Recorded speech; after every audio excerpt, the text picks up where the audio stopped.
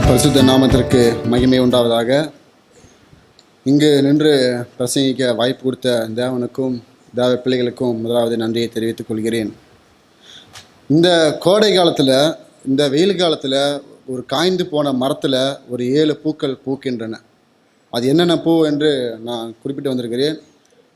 முதல் பூ மன்னிப்பு, இரட்சிப்பு, பராமரிப்பு, அங்கலாய்ப்பு, தவிப்பு, அர்ப்பணிப்பு, ஒப்புவிப்பு. இதெல்லாமே ஒவ்வொரு பூக்கும் அர்த்தம் இருக்குது. பிதாவே இவர்களை மன்னியும் என்றார், அது மன்னிப்பு. இன்றைக்கு என்னோட கூட பரதேசில் இருப்பாய், இரட்சிப்பு. இதோ உன் தாய், இதோ ஒரு மகன் என்றார், பராமரிப்பு. என் தேவனே என் தேவனே ஏன் என்னை கைவிட்டு, அங்கலாய்ப்பு.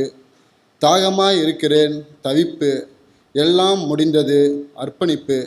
என் ஆவியை உம்மிடத்தில் ஒப்புவிக்கிறேன், ஒப்புவிப்பு. இந்த 7 பூக்களும் சிலுவை மரத்தில், காய்ந்து போன சிலுவை மரத்தில் பூத்தின இந்த கோடை காலத்தில் ஒரு அற்புதமான பூ.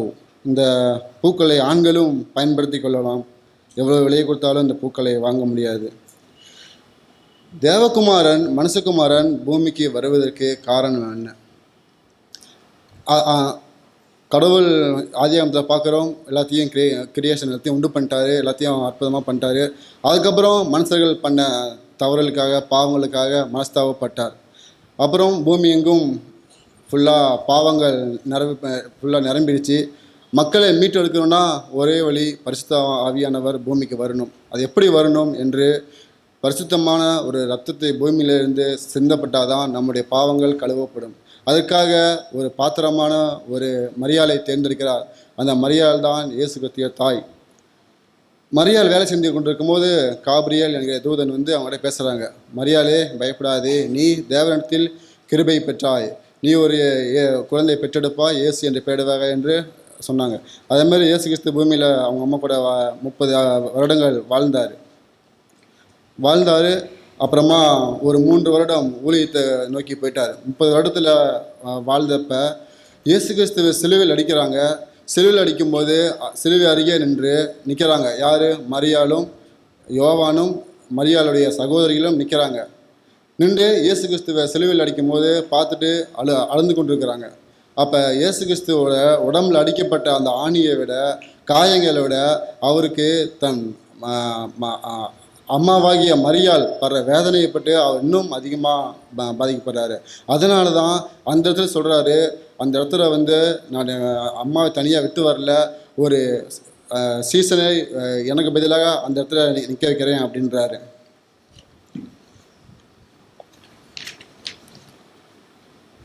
இயேசு கிறிஸ்து சிலுவை மரத்திலிருந்து பாடுகள் அனுபவித்து கொண்டிருக்கும் போது தன்னை பற்றி கவலைப்படாமல் தன் தாயை குறித்து அதிகமாக கரிசனையோடு இருக்கிறார். நான் போனதுக்கப்புறம் என் வயதான தாயை யார் பார்த்துக்கொள்வார், அவங்க தேவைகளை செய்யணுமே அப்படின்ற பாச உணர்வு அந்த இடத்துல வெளிப்படுகிறது. ஒரு தாய்க்கும் மகனுக்குமான ஒரு உறவை கர்த்தர் அங்கே வெளிப்படுத்தினார். மரியாளை அவர் கைவிடவில்லை. பிறந்தது முதல் இந்த 30 ஆண்டுகள் வரை நடந்தவை சம்பவங்கள்லாம் பார்த்து மரியாள் என்ன பண்ணியிருக்கலாம்? குழந்தையை நெற்றியில் முத்தமிட்டு, கணத்தில் முத்தமிட்டு வளர்த்திருக்கலாம். இப்போ அந்த நெற்றியில் முள்கிரீடம் சூட்டப்பட்டு ரத்தம் அடிக்கிறத பார்த்து ரொம்ப அழுகுறாங்க. கைப்பிடிச்சு கூட்டிகிட்டு போயிருப்பாங்க. அந்த கரங்களில் ஆணி அடிக்கப்பட்டு இயேசு கிறிஸ்து தொங்கிட்டு இருக்கிறத பார்த்து தன் தாய்க்கு எவ்வளோ வேதனை இருக்கும். தாய்னா சும்மாவா? தாய் இல்லை என்றால் உறவுகளே இல்லை. தாய்க்கும் மனிதர்களுடைய தாய்க்கு ரொம்ப பாசம் அதிகம். அது எப்படி வேணால் பார்க்கலாம். நம்ம கடவுள் ஏன் வந்து யோவானை பார்த்து சொல்கிறாரு, இதோ உன் தாயின்னு சொல்கிறாரு, மரியாளை பார்த்து இதோ ஒரு மகன் சொல்கிறாரு. இயேசு கிறிஸ்துக்கு சகோதரர்களும் சகோதரிகள் இருந்திருக்கலாம். ஆனால் அவங்கக்கிட்ட இயேசு கிறிஸ்து அந்த பொறுப்பை ஒப்படைக்கலை. ஏன்னா அவங்க வந்து இயேசு கிறிஸ்துவை நம்பலை, ஏற்றுக்கொள்ளலை. இன்னொன்று, ஒரு 30 வயதை தாண்டின ஒரு ஆண்மகன் தான் ஒரு குடும்ப பாரத்தை ஏற்று நடத்தக்கூடிய பொறுப்பு இருக்கும். அந்த காலத்தில் சட்டம் இருந்திருக்கலாம். அதனால் தன் பிரியமான சீசனை நோக்கி அவர்கிட்ட பொறுப்பு கொடுக்குறாரு. அவர் உடனே அந்த பொறுப்பை ஏற்று அந்த சனமே அந்த நேரமே தன் தாயாக மரியாதை அவர் ஏற்றுக்கொண்டு பணிவிடை செய்ய ஆரம்பிச்சிட்டாரு. தாயின் பாசம் நம்ம மனிதர்கள் மட்டும் பார்க்க முடியாது, கடவுள் உண்டு பண்ண மிருகங்கள்ட்டையும் பார்க்கலாம். மிருகங்களில் எப்படி பார்த்தோம்னா, நான் காம்பவுண்டில் இருக்கும்போது பார்த்தோம்னா நம்ம தேவரகம் ஐயா நிறையா மரங்கள் நட்டி வச்சுருந்தார். அதில் காக்காலாம் கூடு கட்டியிருந்தது. ஒரு காக்கா கீழே விழுந்துருந்தாரு. அதை நான் எடுத்து கூட்டில் தான் வச்சேன். அது போகும்போதெல்லாம் காக்கா எனக்கு கொத்திக்கிட்டே இருந்தது. போகும்போதெல்லாம் என்னை விடவே இல்லை. அதோட தாயின் பாசத்தை காட்டுது. எதுக்கு நீ தொட்ட, என் பிள்ளையை தொட்ட அப்படின்ற மாதிரி. வீட்டில் நான் கோழி வளர்த்திட்டு இருக்கிறேன். நான் வளர்த்தின கோழி தான். அது குஞ்சு பறிச்சிச்சு. கிட்ட போனால் தன் எஜமான என்னையவே கொத்த வருது. நாயும் அப்படி தான் குட்டி போட்டிருக்குது. எவ்வளோ தான் சொருப்பு வளர்த்தினாலும் தன் எஜமான அதெல்லாம் பார்க்க அந்த சமயத்தில் அதோட உறவு வந்து பாசம் வந்து அருமையான பாசத்தை வெளிப்படுத்துது. அதை நம்ம புரிஞ்சுக்கணும். மான் நான் டிஸ்கவரி சேனலில் கூட இப்போ ரீசெண்டாக பார்த்துட்டு இருந்தேன். திடீர்னு ஞாபகத்துக்கு வந்தது. மான்லாம் பார்த்தோம்னா அதோட எதிரியை பார்த்ததுன்னா டக்குன்னு ஓடிடும். சிங்கம், சிறுத்தை, புலிலாம் வந்ததுன்னா உடனே ஓடிடும். ஆனால் ஒரு மான் எதாவது குட்டி போடுது. அழகாக காட்டுறாங்க. அந்த கேமராமேன் அழகாக எடுத்திருக்காரு. குட்டி போடுது. குட்டி போட்டோன்னே எந்திரிச்சு நிற்கிது. சிறுத்தை வருது. அந்த இடத்துல மான் ஓடலை, அங்கேயே நிற்கிது. என்ன பண்ணுறதுன்னு தெரிலன்னு அந்த சிறுத்தை வந்து மானை பிடிச்சிருச்சு. மானை பிடிச்சி சாப்பிட்ருச்சு. ஓடலை. தாயின் பாசத்தை காட்டுது.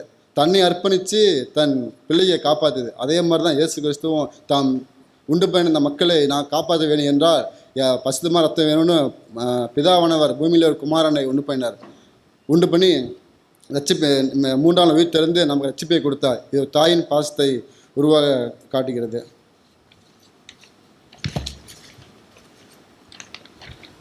மரியாதை பார்த்து மக்கள்லாம் சொல்கிறாங்க.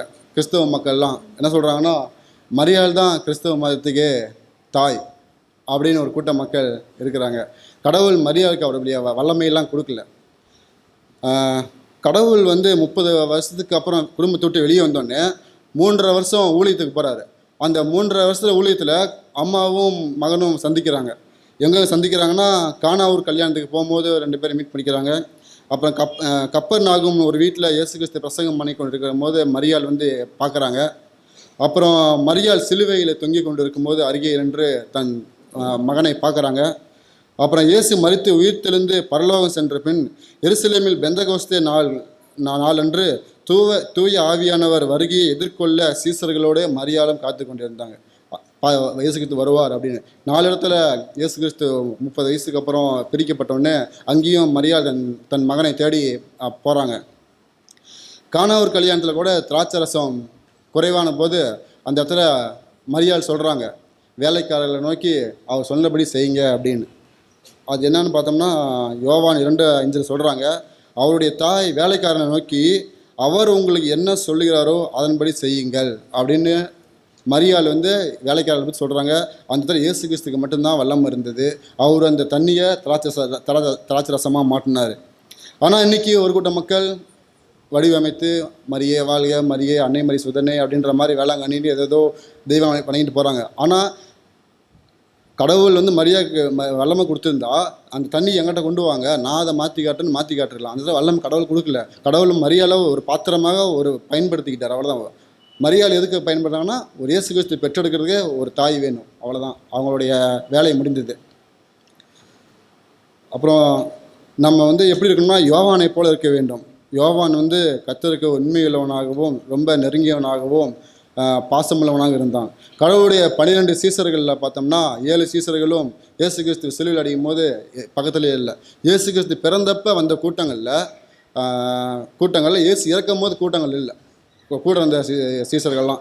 அப்போது சீசர்கள் சாஸ்திரிகள்லாம் பெத்லகேம் வந்தாங்க, இயேசு கிறிஸ்து பிறந்திருக்காருன்னு எல்லாம் வந்தாங்க. இந்த தடவை வரல. 3 தடவை மறுதளித்த பேதுரு கூட இனிமேல் நான் விட்டு போக மாட்டேன்னு சொன்ன பேதுரு இயேசு கிறிஸ்துவ சிலுவை அடிக்கும் போது ஒளிந்திருந்து பார்க்குறான் அப்படின்ற மாதிரி தான் போட்டிருக்குது.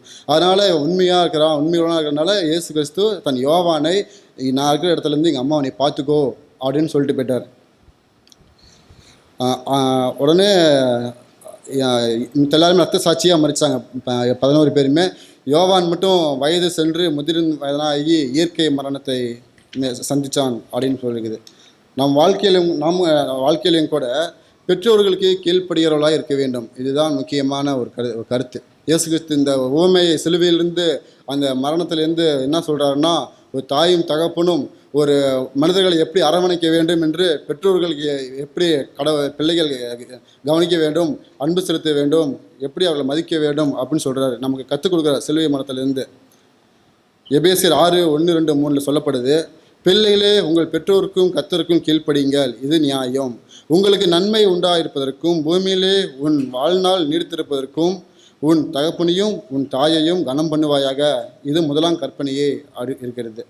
கடவுள் சொல்கிறார், நம்ம பாவம் பண்ணோம்னா சொல்லுவோம், என்ன சொல்லுவோம், நீ பாவம் ஒரு டைம் பண்ணலாம் 2 டைம் பண்ணலாம், ரொம்ப பாவம் மீறி பண்ணிட்டே இருந்தால் அந்த பாவம் உன்னையும் உன் சந்ததியும் உனக்கு பிறக்க போகிற குழந்தைகளும் ஃபுல்லாக சாபத்திலேயே இருப்பாங்கன்னு சொல்கிறது. அதுக்கு மாறாக நாம் நன்மை செய்தால் கடவுள் சொல்கிறாரு, உனக்கு நன்மை உன் தாய் தகப்பனை கனம் பண்ணணும்னா உனக்கு பூமியிலே சமாதானமும் உன் வாழ்நாள் நீடித்திருக்கும், உன் சந்ததியில் நீடித்திருக்கும் அப்படின்றார். கடவுள் தகப்பனையும் தாயையும் கனம் பண்ணுங்கன்னு சொல்கிறாரு. இதுவே யாத்திராகமம் புஸ்தகத்தில் இருக்குது. பழைய ஏற்பாட்டில் 5 ஆகமம் சொல்லுவோம், பஞ்சாகமம் எழுதியவர் மோசையை பார்த்தோம்னா 2 இடத்துல சொல்கிறாரு, சேம் சாப்டர், அதே தான், எந்த மாற்றமும் இல்லை. யாத்திராகமத்துலேயும் 20ஆம் அதிகாரம் 12ஆம் வசனத்துலையும் சொல்கிறாரு, உன் தேவனாகிய கர்த்தர் உனக்கு கொடுக்குற தேசத்திலே ஆயுஸ் நாட்கள் நன்றாக இருப்பதற்கும் நீ உன் தாய் தகப்பனும் கனம் பண்ணுவாயாகன்னு சொல்கிறாரு. சேம் அதவே தான் உபாகமம் 5:16 சொல்கிறாரு. பழைய ஏற்பாட்டிலையும் சொல்லப்பட்டிருக்குது.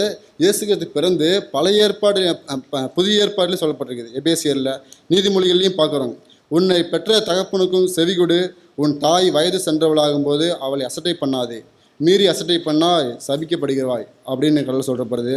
அப்புறம் நீதிமொழி அதே 20:20 தன் தகப்பனையும் தன் தாயையும் தூசிக்கிறவன் தீபம் காரிருளில் அணிந்து போம் அப்படின்னு போட்டிருக்குது.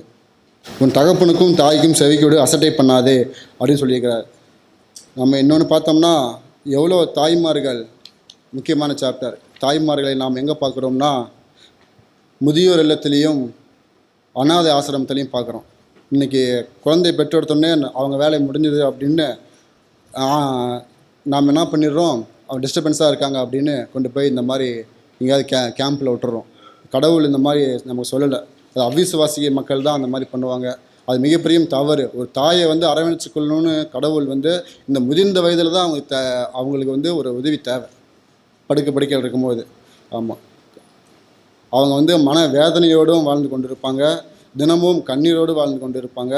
வீடுகளிலும் தனிமைப்படுத்தப்பட்டு அவங்கள ஒதுக்கப்பட்டு கொடுக்க மரியாதை இல்லாமல் அவங்கள ரொம்ப காயப்படுத்திட்டு இருப்பாங்க. நாம் அப்படி இருக்கக்கூடாது. நம் தேவன் அப்படிப்பட்டவர் அல்ல. அவர் அன்பான தேவன், அன்பாக இருக்கிறார், நம்மளை பாதுகாக்கிறவராக இருக்கிறார், நம் தேவைகள்லாம் சந்திக்கிறவராக இருக்கிறார். இன்னொன்று முக்கியமாக நம்மை நியாயம் விசாரிக்கிறவராக இருக்கிறார். அதுக்கு நம்ம இடம் கொடுத்துடவே கூடாது. கடவுள் கொடுத்த இந்த சந்தோஷமான வாழ்க்கையை நாம் மகிழ்ச்சியோடும் குடும்பத்தோடும் அனைவரோடும் சந்தோஷமாக இந்த வாழ்க்கையை கடந்து போகணும். இதுதான் கடவுள் சொல்ல வர்றாரு. ஒரு அன்பாக இருக்க வேண்டும். கடவுள் சொல்கிறார், அன்பாக இருங்கள், நான் என்னை பின்பற்றுகிறவர்கள் பிறரையும் மன்னியுங்கள் அப்படின்னு சொல்கிறார். அன்பாக இருங்கள் என்று கர்த்தர் இந்த வார்த்தையிலே சிலுவை மரத்திலிருந்து கூறிய வார்த்தை ஒரு தாய்க்கும் மகனுக்கும் உள்ள உறவை எப்படி நாம் இருக்க வேண்டும் என்று சொன்னார். கர்த்தருக்கு மகிமை உண்டாதாக. ஆமேன்.